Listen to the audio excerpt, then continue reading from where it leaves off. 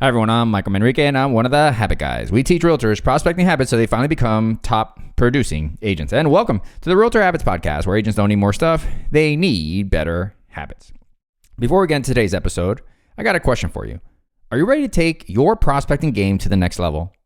At the Realtor Habits Podcast, we know that consistent prospecting isn't easy, but it's the secret sauce to building a thriving real estate business. That's why we're giving away our free real estate agent scripts to help you build the habit of prospecting with confidence.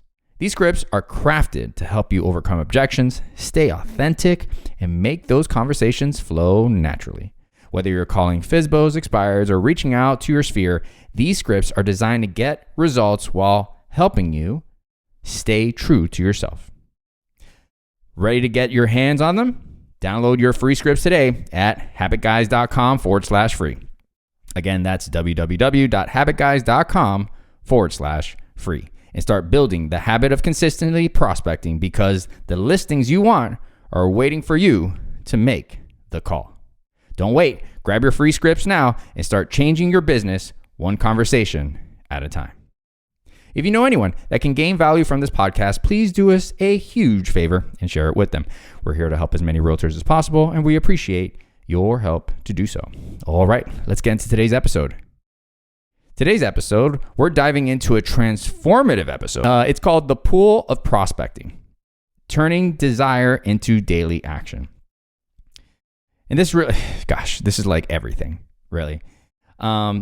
If you've ever struggled to turn your dreams into disciplined action, this episode is for you. We'll uncover the science behind desire, strategies to channel it, and practical steps to make prospecting a non-negotiable part of your daily routine. Let's start with the core question. What drives desire? According to a study published in the Journal of Personality and Social Psychology in 2001, desire stems from two key factors. Intrinsic motivation, that's the internal passion and enjoyment we feel about achieving a goal, and extrinsic motivation, that's an external reward like earning money or recognition. For realtors, these motivations might look like a deep love for helping people find their dream homes or the tangible reward of closing a sale. However, desire alone isn't enough to sustain action, and here's why. Dr. Heidi Grant Harveson's research on goal achievement reveals that humans are wired to crave instant gratification. Prospecting, on the other hand, often feels like a delayed reward. You make calls today, but the payoff comes later. The disconnect can hinder daily commitment. So, how do we bridge that gap? Well, stick with me here, because that's exactly what we'll be tackling next. The key to turning desire into action lies in habit formation. And for that, let's look at how I teach it in my book, The Habit House. I break it down in 4 steps. Number 1 is data. Number 2 is desire. Number 3 is action. And number 4 is achievement. Data essentially is a trigger that initiates your prospecting behavior. Desire is the motivation to act. Action is the actual action you take, the actual call that you're making. And achievement is the benefit you gain from taking the action or making the call. So let's apply this to prospecting in more detail. So data would be to maybe set an alarm or calendar notification every morning at 9 a.m. to help you prospect. Desire would be to visualize a successful closing or the commission check. The action would be making the call or maybe calling someone that you need to follow up with. The achievement is celebrating a small win, like making a call, right? Maybe booking an appointment, whatever you accomplish. Ideally, we want to make prospecting the habit. So at the end of prospecting, maybe you give yourself a chocolate, maybe you give yourself some sort of motivational affirmation. Maybe you dance in place, okay? But you want to reward yourself. Studies in behavioral science and policy in 2016 also highlight the importance of starting small. Instead of aiming for 100 calls, begin with 5 or less. Build momentum and let the success of consistent effort fuel your long-term action. Now, let's talk tools. You know I'm all about actionable strategies, so here are my top 3. Number 1, implementation intentions. Research from Psychological Bulletin in 1997 shows that setting clear intentions like, I will make 10 calls at 9 a.m. every weekday can double your likelihood of following through. 2, habit pairing.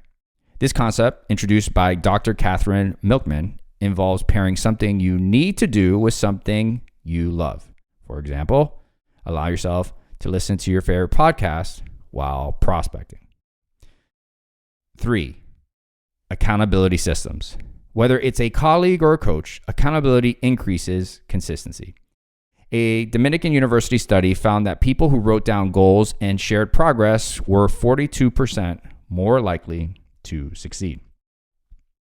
Now, the caveat there is that you want to be around like-minded people that are going to appreciate the communication that you're sharing. They're going to reinforce your goal setting and your shared progress. Now, remember, you're not just building a prospecting habit. You're building a system for success. Think of it like planting seeds in a garden. You might not see the flowers bloom today, but every action nurtures growth. Let's address the elephant in the room here: resistance. Resistance is that little voice in your head saying, skip it today. You deserve a break. Does that sound familiar? Or, you know what? Maybe I should go watch a video and learn a little bit more. Maybe I should prepare myself a little bit more. Does that sound familiar as well? Dr. Stephen Pressfield, in his book, The War of Art, describes resistance as the invisible force that blocks our creative and productive pursuits. To overcome it, you must, number 1, name it. Acknowledge the resistance and label it as fear or avoidance.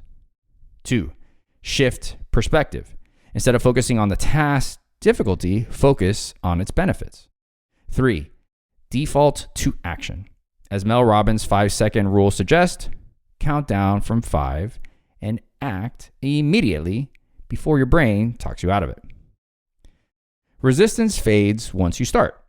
It's that first call, that first step that breaks the cycle. And before you know it, you're in flow. Desire without action is just a dream. But when you channel that desire into disciplined action, you create momentum that builds a thriving real estate business. Prospecting isn't a chore. It's your opportunity to grow, connect, and succeed. Here's your challenge. Take one strategy from today's episode and implement it immediately. Whether it's setting an intention, using habit pairing, or leaning on accountability. Start now. You got this. Don't forget to subscribe to the Realtor Habits podcast and leave a review. Share this episode with a colleague who needs a little extra motivation. Together, we can make prospecting part of every agent's daily success story.